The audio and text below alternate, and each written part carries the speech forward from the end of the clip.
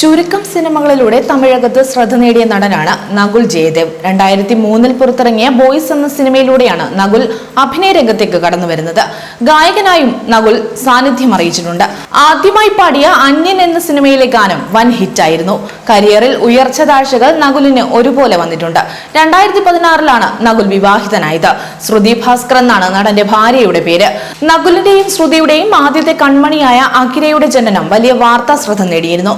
ബാറ്റപ്പിൽ കുഞ്ഞിന് ജന്മം നൽകിയ ശ്രുതിയുടെയും അതിന് പിന്തുണയും കരുത്തുമായി കൂടെ നിന്ന നകുലിന്റെയും വിശേഷങ്ങൾ അന്നത്തെ ദേശീയ മാധ്യമങ്ങൾ പോലും റിപ്പോർട്ട് ചെയ്തിരുന്നു.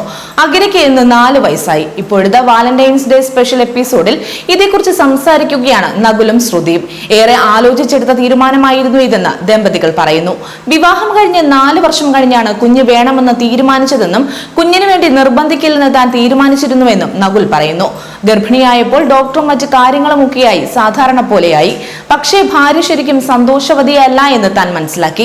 എന്തോ സംശയവും ഭയവും ഒക്കെ ഉണ്ടായിരുന്നു.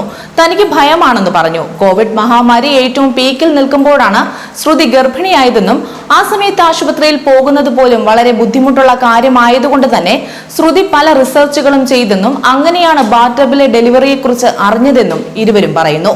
അതേക്കുറിച്ച് അറിഞ്ഞപ്പോൾ ആദ്യം കൗതുകമാണ് തോന്നിയത്.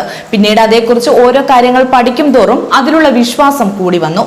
തനിക്ക് തന്ന മെറ്റീരിയൽസ് എല്ലാം വായിച്ചു നോക്കിയപ്പോൾ അത്ഭുതകരമായും ഇങ്ങനെ ജനിച്ചാൽ മതിയായിരുന്നുവെന്നും തോന്നി.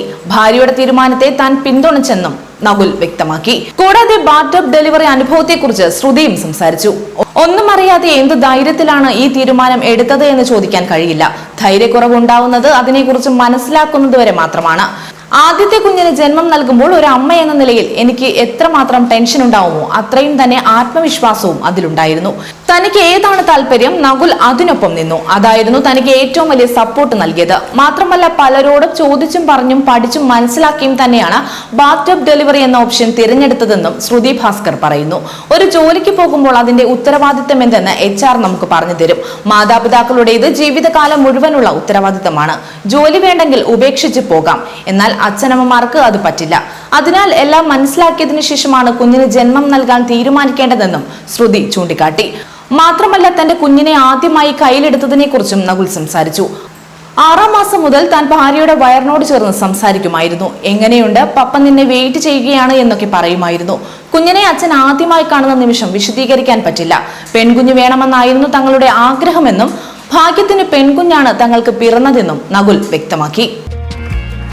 കൂടുതൽ വാർത്തകൾക്കായി B4 Blaze ഫോളോ ചെയ്യൂ, സബ്സ്ക്രൈബ് ചെയ്യൂ.